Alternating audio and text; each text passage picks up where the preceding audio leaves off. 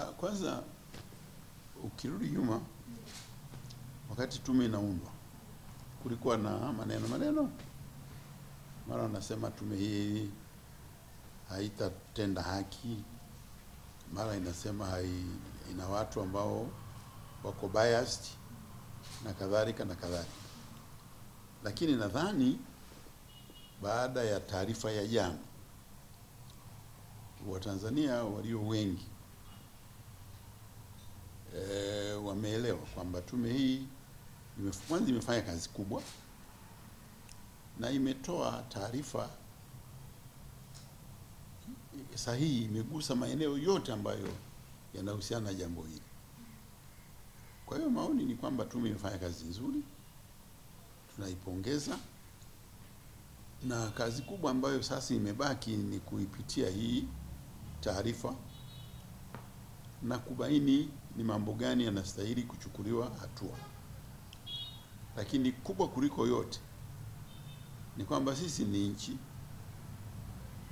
na matokeo haya yalifanyika bahati mbaya sana.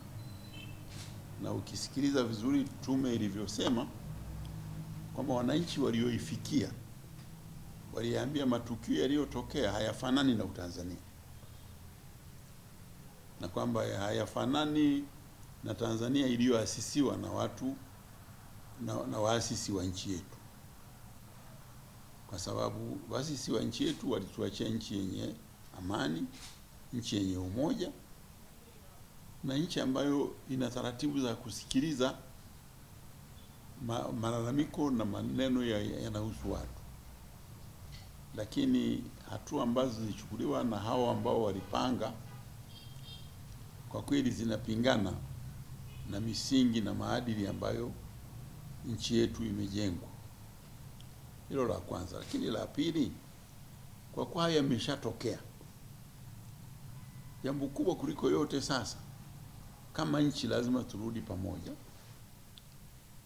lazima tuponye majeraha kwa njia ya maridhiano. Na bahati nzuri maridhiano sisi katika chama chetu ni kitu ambacho kiko katika sera zetu.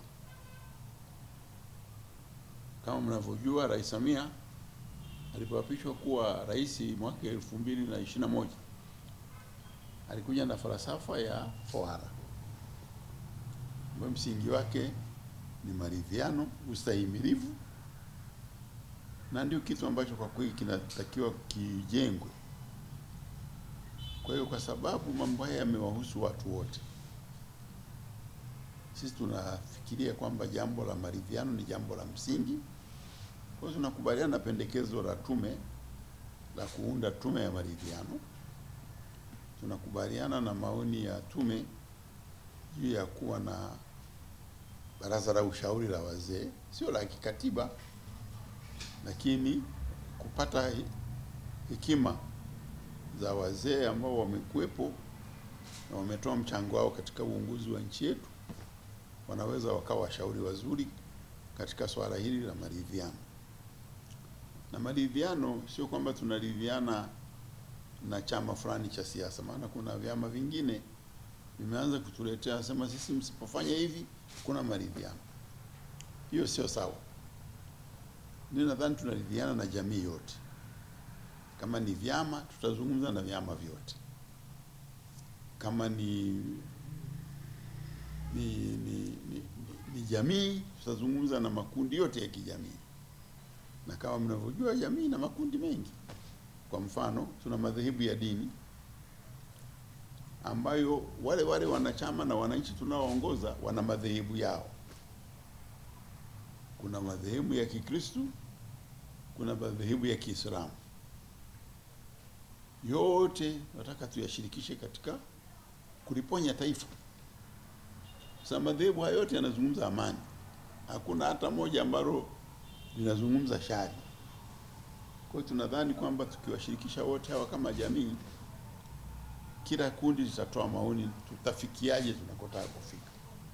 Shabaha ni kurudisha taifa letu kuwa moja, lenye amani na umoja, kama ilivyokusudiwa na waasisi wa nchi yetu.